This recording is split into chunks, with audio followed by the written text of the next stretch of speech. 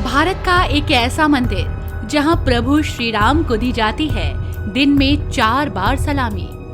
अयोध्या के राम हैं, यहाँ ओरछा के राजा।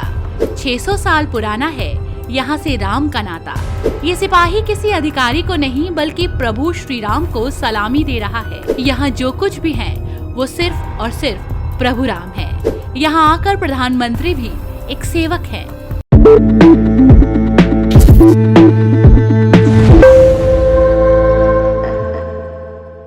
अयोध्या के अलावा एक और स्थान है जहां श्री राम की पूजा भगवान के रूप में नहीं बल्कि एक राजा के रूप में होती है।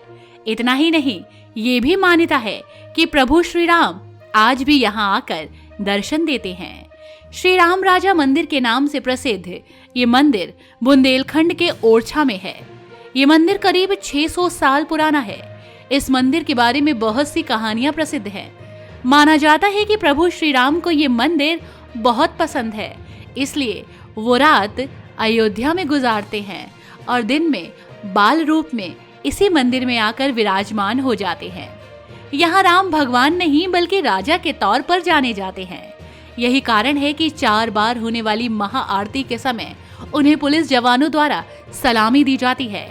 कहा तो यहाँ तक जाता है कि श्रद्धालु राम की प्रतिमा की आंख से आंख नहीं मिलाते बल्कि उनके श्री चरणों के दर्शन करते हैं।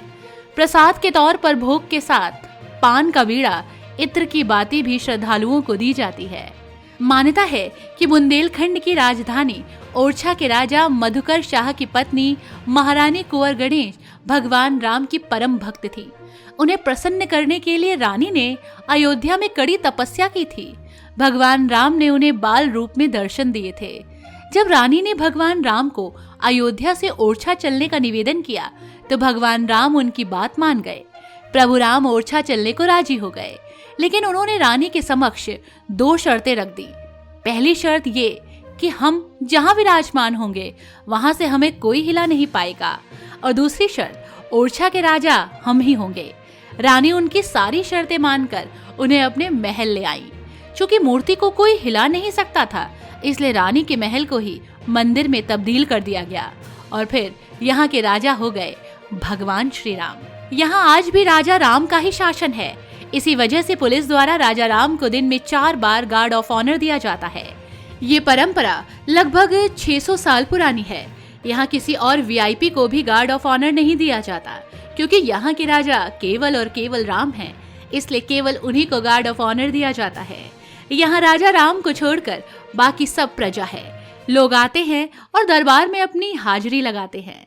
ओरछा के राजा राम मंदिर में जड़ाशिला के अनुसार महारानी भगवान राम को विक्रम संवत 1631 यानी कि सन 1574 में चैत्र शुक्ल की नवमी को ओरछा लेकर आई। ऐतिहासिक तथ्यों के अनुसार महारानी भगवान राम को अयोध्या से लेकर ओरछा तक पुष्प नक्षत्र में कुल 8 माह 28 दिन तक पैदल चलकर लाई। इसके बाद उनकी योजना भगवान राम को सन 875 में बने चतुर्भुज मंदिर में स्थापित करने की थी, लेकिन उन्होंने भगवान राम के विग्रह को उस स्थान पर बनाए रखा जहां आज राम राजा मंदिर का निर्माण हुआ। भगवान राम अपनी शर्त के अनुसार उसी के अनुसार बन गए, जिसके कारण उसी स्थान पर मंदिर का निर्माण किया गया। इतिहास में इस बात का प्रमाण मिलता है कि जब अकबर ने अपने दरबार में तिलक लगाने पर रोक लगा दी थी, तब मधुकर शाह ने इस फैसले का पूरा विरोध किया था और मधुकर शाह के विरोध के कारण ही अकबर को फैसला बदलना पड़ा था। आपको बता दें कि ओरछा के इस राम राजा मंदिर में लाखों श्रद्धालु हर साल आते हैं। कुछ भक्त स्वदेशी हैं और कुछ भक्त विदेशी हैं। विदेशी पर्यटक ओरछा के खूबसूरत महलों, विशाल किलों, शीश महल, जहांगीर महल, राय प्रवीण महल, लक्ष्मी मंदिर, चतुर्भुज मंदिर, बेतवा नदी के तट पर छतरियां और नदी किनारे के जंगल में घूमने यहाँ आते हैं, तो वहीं राम की आस्था लेकर राम भक्त आते हैं। ओरछा के राम राजा मंदिर में श्री राम नवमी का उत्सव बड़े ही भव्यता के साथ मनाया जाता है। इसके अलावा विवाह पंचमी को उनके राज्याभिषेक के वर्ष में भी धूमधाम से आयोजन होते हैं। इसके अलावा दशहरा, दीपावली और नवरात्रि की अलग ही धूम होती है। आपको बता देते हैं कि आप ओरछा कैसे जा सकते हैं। ओरछा का हवाई अड्डा खजुराहो में है, जो यहाँ से लगभग 163 किलोमीटर की दूरी पर है। खजुराहो हवाई अड्डे से दिल्ली मुंबई, वाराणसी और बेंगलुरु जैसे शहरों के लिए संभावित रूप से उड़ान है। रेल मार्ग से अगर आप ओरछा जाना चाहते हैं तो रेल मुख्यालय झांसी है। झांसी से न केवल मध्य प्रदेश बल्कि देश के अन्य शहरों के लिए भी ट्रेन उपलब्ध हैं। झांसी से यात्री ट्रेन के माध्यम से ओरछा पहुंच सकते हैं। इसके अलावा ओरछा झांसी खजुराहो सड़क मार्ग पर स्थित है। खजुराहो और झांसी से ओरछा के लिए सीधे नियमित बसें भी हैं और साथ ही मध्य प्रदेश के अन्य शहरों से भी परिवहन के कई साधन उपलब्ध हैं। आप प्रभु राम की शरण में आसानी से आ सकते हैं।